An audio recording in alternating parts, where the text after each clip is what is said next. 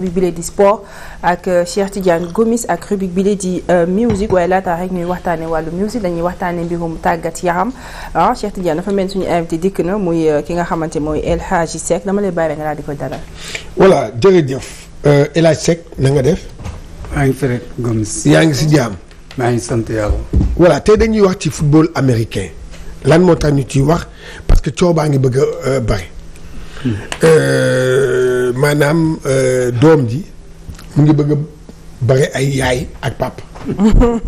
waaw parce que lu tax fii ci sunu plateau invité nañ fi kenn ba football américain mais tey jii man li may laaj mooy tey jii ñan parce que fu mu nekk ni Sénégal kiyagu ko accepté gul football américain. waaw accepté wul mais nag ku ci nekk nag bëgg na nag indi ko fii Sénégal waaw ku nekk mu ngi xëcc bëgg ñëw maanaam yore xawma fédération wala comité de normalisation xawma comité de nangam CNP ou bien yooyu yëpp waaw léegi nag man dama bëgg a xam yéen El Hadji Seck yéen kañ a ngeen commencé ak football américain fii Sénégal di kii ak fan ngeen ci toll yéen ñi. Merci Cheikh Tidiane salaamaaleykum mbooloo mi maa ngi leen di nuyu ku nekk si turam santam mi notamment seen spectateur di kontaan si ñëw si plateau bi et pour vous dire que c'est une émission la ba nga xam ne du ma ko tardé petit déj vraiment tous les jours à 9h man rek maay nekk télé jàkkaarloo ba 11h. macha allah pour dire que dama koy suivre. D'ailleurs loolu moo tax je suis tombé directement ci émission bi le jeune Mbaye bi doon wax ci affaire football américain. waaw doon wax. Cheikh Amadou Bamba Mbaye waaw Cheikh Amadou Bamba Mbaye. donc et quand je l'ai vu moi je savais pas qu'il était au Sénégal dama woo sama benn jarbaat bu ñuy wax Amadou Dem ba nga xamante ne moom man je xaw ma dara ci sport bi ma woo ko ma nekk est-ce que le jeune Mbaye il est arrivé mu ne ma wax ma ne que maa ngi suivre émission Petit Déj après dinaa la woo. affaire football américain man li ma si xam li ma si dugal mooy Amadou Dem c'est un passionné du football américain mais man xaw ma ko woon parce que sama jarbaat la on travaillait sur beaucoup de choses benn jour si biir waxtaan mu ne ma daal tonton xaw ma nan laay def man dama bëgg football américain xaw ma nan laay def ba man commencé di def activité bi. si discussion bon j'étais encore en activité pratiquement du ma woon def dara 2 jours après ma demee sans rien lui dire j'ai fait un projet d'introduction et de développement avec une planification ma ñëw ma ne que j'ai fait une surprise ma envoyé ko document mu xool il était tellement content en me disant tonton dafa mel ni yow da nga dugg sama xel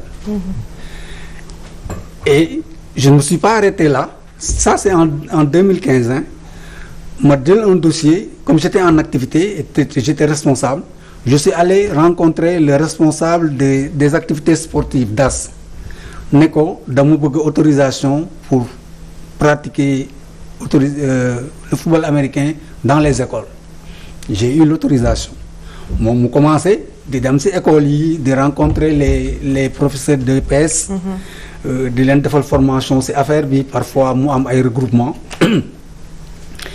et à un moment donné mu benn école bi mu dem je sais plus ndax Kennedy la wala on lui a dit c'est vrai que sa autorisation bi dina la permettre nga exercer le football américain mais comme les gosses ne c'est pas prévu dans les activités sportives da nga war a am l'autorisation du ministère de l'Intérieur muy récépissé mu déposer dossier récépissé une association qu'il a appelée association pour la promotion des sports américains continuer di doxal am ay xale yu ko gëm ñuy def ay activités ba 2021 je veux dire juin 2022 mu am ay benn association bu ñëw Sénégal di def exploration potentielle mu wax ma ko man je suis de Mbao maa ngi leen di nuyu waa Mbao de passage léegi bu ma ko waxee ma ne ko il faut ngeen prévoir mu am un camp à Mbao je suis conseiller municipal, j'ai rencontré le directeur du stade de Mbao. Le gosse me dit, au lieu que nga fay, il faut demander au maire de te l'autoriser.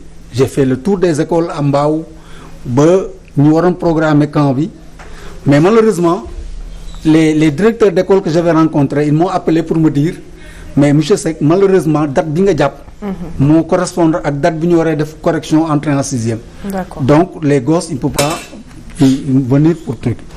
Maintenant après loolu nag c'est en octobre que nous avons eu le premier contact avec un coach qui a pratiqué le sport américain au Canada, qui s'appelle coach Babacar. Qui discute avec lui. Man moom damay gis lu mu bëgg rek ma dem doxal ko parce que bon mag laa te ça vraiment. Donc le coach Babacar il est venu en même temps aussi Khadim aussi contacté ko. Bon benn moment il avait des problèmes pour dire ma ne ko non yow yaa ngi initier la nga xamante ne xamuloo fan la jëm de toute façon da nga ko bëgg promouvoir donc c'est pas doo choisir kenn ku ñëw da ngay liggéey ak moom. Donc c'est et aussi ma ne ko aussi. ma ne ko jub moo gën a noppale bëri pexe donc ñoom ñëpp looy defa kenn ki na nga ko wax ak keneen l'essentiel yee que peut-être parce que aussi dans un projet il y a toujours kenn ku nekk da ngay ñëw wax yow sa objectif. Maintenant le bon management mooy nga fexe ba kenn ku nekk objectif am nga réaliser que si biir projet bi ma ne ko yow tu veux promouvoir un sport émergent ñoom peut-être benn leneen moo leen intéressé. Effectivement le coach Babacar il est arrivé au mois de février balaa muy ñëw. Je lui ai dit, man, en tant que conseiller municipal, je peux avoir le stade de Mbao. Parce que aussi, man, Mbao, de mon bëgg, mu nekk le site pionnier si affaire sport américain. Moo tax lu ñuy def dinaa leen fexe ba détourner yóbbu leen foofu. Ma ne ko mais comme je suis conseiller municipal te jour bi ñuy décider ne stade bi dañ koy louer j'étais là-bas, man je me vois mal may dem si maire nakaan aval ma stade bi, d'autant plus que le camp devait durer 15 jours. Le jeune homme a parlé avec le coach Babacar. Babacar ne m'a pas fait. Ils m'ont envoyé l'argent.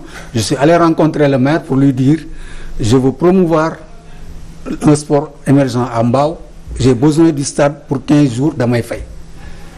Immédiatement, et je le remercie le maire au passage, immédiatement il a appelé le responsable du stade. Ils m'ont reçu. Ils ont accepté le planning. Coach Babacar est arrivé. On l'a fait un camp de 15 jours. Avec les jeunes, j'ai même je crois qu'il y a un film que mon fils a réalisé, je crois normalement avec Charles, à la fin du camp. Donc, à la fin du camp, le coach Babacar, il a même délivré des attestations. Il nous a donné des attestations à tout le monde, à tous ceux qui ont pu. Et maintenant, il était prévu que coach Mbaye vienne au mois de juin. Il en a parlé. Il a fait allusion à ce camp. Mais malheureusement, quand il est arrivé, nous aurons démarré le 3 juin et vous avez compris que déjà le 1er juin, on avait des problèmes. Nous-mêmes, je leur ai dit, Mbao chance bi ñu am mooy en général événement yooyu du am impact. Léegi naka lay teel a ñëw ñu dugg stade comme ça on pourra dérouler le programme. Mais malheureusement bi ma ñëwee j'ai trouvé que le maire avait donné des instructions pour que ñu bañ ko occuper. Donc le travail qu'on devait faire avec. lan moo tax maire bi joxe yooyu les instructions. Oui parce que boobu. est-ce que jotoon ngeen dem waxtaan seeg moom avant. Non j'avais déjà payé foofu aussi. D'accord. Pour le camp de Khadim. On avait déjà payé, le planning était calé. Mais comme avant je crois qu'il y avait de la casse. Le maire avait dit que bon donc avec Khadim loolu moo tax on ne l'a pas réalisé. Maintenant avant lui il a trouvé du matériel, beaucoup de matériel. Avec coach Babacar quand il est arrivé aussi son matériel n'était pas disponible. C'est pourquoi coach Babacar bi muy ñëw aussi matériel bi mu envoyé woon dafa tardé port bi mu demee le matériel boobu ñëw loolu tam moo ñu dal si Khadim bi mu ñëwee moom il a un conteneur effectivement matériel bi mu wax dëgg la le matériel il est arrivé après il a envoyé au nom de notre association APSUS. moom mu ngi ko envoyé bon bi mu ñëwee matériel bi mu koy envoyé si turu APSUS la. moom Mbaye. waaw moom Mbaye. ci turu APSUS la ko envoyé. oui waaw bi mu ñëwee dem le responsable de APSUS moom moo ko recevoir bi muy recevoir conteneur bi fekk Mbaye rentré na. mu jël matériel bi ñu yóbbu ko si kër papam mu jox ñu si 30 équipements ya nga xam ne xale yi moom la ñu utiliser. Maintenant donc la dernière fois comme il devait venir en décembre. man ba léegi nag mosuma ko gis la première fois que je l'ai vu c'est à la télé. mais comme il parlait de sport américain et il s'appelait Mbaye je me suis dit que ça doit être lui. Maintenant bi mu ñëwee ce que je n'ai pas compris mooy il a avancé parce que il devait venir au mois de décembre mais bi mu ñëwee nii il y avait de petits problèmes man je n'étais pas au courant de ces petits problèmes. Maintenant ce qui m'a fait réagir c'est le fait que durant toute son intervention il n'a pas parlé de Absus alors que il y a un partenariat qu'il a déclaré il a écrit au ministre de la mu ngi wax ne mu ngi wax ministre excusez-moi mu ngi wax ministre des sports comme quoi moom son académie ak Absus dañuy liggéey ensemble pour promouvoir le sport j'ai les lettres ici. Maintenant la surprise li ñu betteel bi ñu am mooy je sais que c'est quelqu'un il est peut-être un peu naïf parce que ndeke tous les documents yi ko Khadim doon jox yëpp moom du ko woon lire. Donc bi ñu décidé def réaction bi comme moom il est actuellement affecté en Ziguinchor. Mais on a dit que loolu dañuy wax ne affectation bi dañ see yàkkamte parce que il va dafay profiter pour mën a aussi étendre affaire bi parce que on a déposé pour cette question on a déposé pour un CNP un comité provisoire pour la promotion des sports américains c'est dans le circuit je crois que ñu ngi si am yaakaar mais maintenant bi ñu amee rendez-vous bi nii ma quand bi ñu tiré documents yi apparemment moom même à l'ambassade du Sénégal pour mu mën a transporter matériel bi dafa wax ne moom donation la pour Absus. Et le matériel bi mu jël ko yóbbu ko seen kër. Donc loolu yëpp pour ñun doon problème parce que ñu nekkoon si xalaatu ne ñun ak moom dañuy bokk liggéey ñun ñoo nekk Sénégal di mën a liggéey moom moo nekk à l'étranger. D'accord c'était dans l'esprit. waaw il faut ñu dem kii parce que fu mu nekk nii yow bàyyi naa la wax nga 12 minutes. pour expliquer ma lépp. waaw bon xam nga ci sport Sénégal. kenn rek mooy autorisé ñuy pratiquer discipline fii au Sénégal. discipline bu mu nekk moom mooy état à travers le ministère des sports. moom moo koy kii fu mu nekk nii heure bii ñu nekk nii. yéen ak MMA yéen même problème ngeen am mooy que c'est pas encore autorisé ici au Sénégal kenn kii wu ko autorisé wu ko fi Sénégal. kenn. am na nag waa MMA mooy boxe boobu ñuy kii noonu. boobu kii xeex baa ngi ci suuf xëccoo baa ngi ci suuf comme yéen mais c'est que man bu ma léegi fu mu nekk nii est-ce que yéen maanaam mbay boobu naka la encore mbay. c'est Ahmadou Bamba Mbaye. mais yéen dafa mel ni Ahmadou Bamba Mbaye moom avancé na. avancé na lool parce que temps yëpp moom la ñuy wane ci presse bi tey à la une kii Wii Sport moom lañ teg léegi nag man loolu laa bëgg xam est-ce que yéen gëstu ngeen xool ndax yéen seen dossier rek moo nekk au ministère des sports loolu la ou bien moom ba léegi dafa bëgg a continuer partenariat ak yéen il faut que nag loolu est-ce que loolu leer na. Cheikh moi je crois que ñun loolu la ñu war a régler. waaw lu tax ñu war ko régler. moom il a les moyens loolu moo tax mu accéder à la presse. yéen am na moyen. nan la ñu amee ay moyens ay xale yu ndaw la yi nga xamante ne facilité si gratuitement yaa ngi toog wax kon est-ce que nekkul yéen a jugul. comme waaw communication bi. pour ñu mais moom bi muy ñëw Walfadjri fii moom fayul. non man dama koy wax carrément nii kii fii fayu fi de. yaa ñëw ñu teg ko fii. waxuma ne dafa pay. mais est-ce que Walf li si Walf ci yeneen chaînes yi la Cheikh Diallo aussi.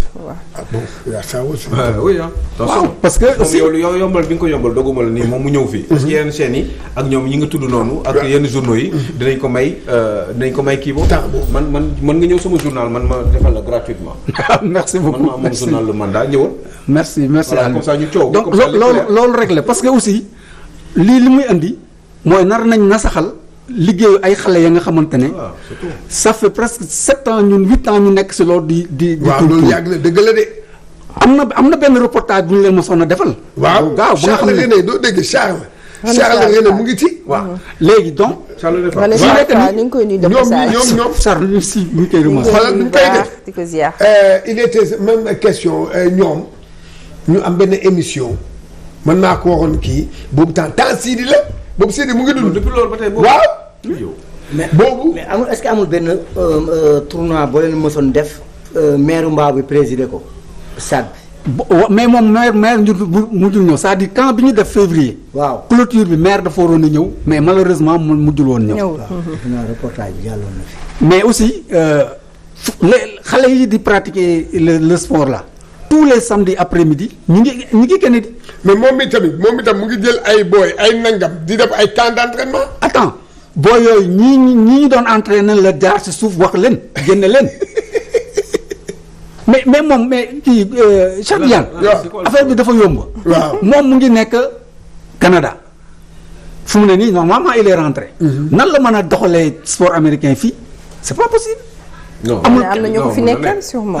comment non si quand même parce que c'est pas parce que dafa nekk Canada rek que mënul coach sa mbir yi fii am ay nit yu koy gérer fi nekkal. waaw mais nit ñooñu ñun la waroon doon parce que les preuves yaa ngi nii. loolu mooy problème bi. déet doonagul yéen. non ñun la waroon doon. déet attends non nekkatul ñun bien sûr. non man su ma neexee man mii. waaw tey jii. ma dem bu tax ne xam nga kan mooy xam nga tant que état du Sénégal ministère des sports newul maanaam Théodore Semedo moom la ñu jox pour mu développer sport bi tant que loolu amul. notamment football américain. waaw football américain tant que loolu amul. ku ci neex bu la ne léegi tey teew bu ko neexoon léegi bu subaa tamit ut ay booy fii ne football américain. non xam nga loolu moom. nañ ne fait que ñuy espérer avec ñoom. am matériel parce que xam nga matériel lu football américain c'est un matériel très cher. bu ñu amoon reconnaissance bi état bi mooy le CNP le comité provisoire pour la promotion du sport. ñoom li ñuy def mën nañ ko def dem sur place pour régler affaire yooyu. man nag li ma leen di conseiller suñu dossier mu ngi d'ailleurs c'est là may profiter wax l'actuel ministre que dossier bi mu dimbali ñu suñu signé ko. Lat Diop. loolu man avant c'est avec le conseil bu ma lay jox. bu ma leen di jox yéen ñii. waaw absus yéen. merci. balaa ñu leen di. jaar dem leen régler loolu tey jii ngeen dem régler ko. lii mooy wax bi nag. ngeen dem régler boo ko régler wul keneen bu ñëwee foofu ba def ko ba ñu accepter ko c'est fini pare ngeen ci. waaw xam nga moom bi ñuy dugal dossier bi pour am bi ñuy dugal dossier bi pour am CNP bi. moment boobu la ñu changé ministre bi la ñu changé ministre bi premier ministre cumulé ko. waaw Amadou Ba. mais ñu ngi koy suivre. temps yi avec la nomination de monsieur le ministre Lat Diop on espère que affaire yi dina gaaw. Inch'Allah. et vraiment. vraiment bëggoon naa ngeen leeral moom. muy lan mooy absus lan la joteeg Cheikh Ahmadou Bamba Mbaye. non pour man y a ay affaire ay xale la rek. ay xale la mais tout était bien parti pour que ñu liggéey ensemble. bon mënuma dugg ci détail yu ay affaire xale parce que comme je vous ai dit. est-ce que loolu doo ko dem lijjanti ba pare. ak moom surtout. ak Cheikh Ahmadou Bamba wax Khadim Mbaye wax parce que xale bi ñëw na toog fii nga toog nii. waaw mais ku baax la. waaw te je crois que ni am na yaru nit ku jub ni ma ko gisee man muy wax te bëgg na am na envie forte envie de développer le football américain au Sénégal te pare na pour influencer ci ay lobbying am pour indi mbir mi fii ak ay matériel ak yu demee noonu nga xam dafa cher. donc loolu il faut ngeen waxtaan ak moom ba juboo ci. amaana lii sax jaru ko woon fii ñëw bi fi balaa ngay waxtaan ak moom ba pare parce que day gën a indi polémique rek parce que day mel ni day créer benn dissension entre yéen ak moom kii dem ci télé bi kii dem ci télé bi ku nekk di xëccoo da ngeen war a déggoo yéen ci seen biir te waxal ak moom parce que xale boobu jóg na pour apporter quelque chose de positif au football américain fii ci territoire sénégalais donc waxtaanal ak moom comme affaire xale la yow te kilifa nga demal nga wax ak moom ngeen waxtaan ci ba juboo te boo leen juboo je crois que war ngeen mën a déggoo surtout que ni matériel boobu mu indi woon c'était sous forme de donation ci turu Absus donc comme loolu demee na noonu wax dëgg yàlla kooku am na ku def loolu am na ay intention yu baax li tax mu am blocage ci diggante bi ba mbir mi après matériel bi jógee au lieu mu ñëw ci fi association bi nekk am siège am mu dem ci këram mu téye ko mel ni kuy def leneen c'est parce que am na benn dissension ak ay malentendu yoo xam ne dafa am ci seen diggante léegi nag loolu lijjanti ko très rapidement te loolu sax moo waroon jiitu lii te lii sax nga waroon loolu am parce que day créer ay kii rek ay différents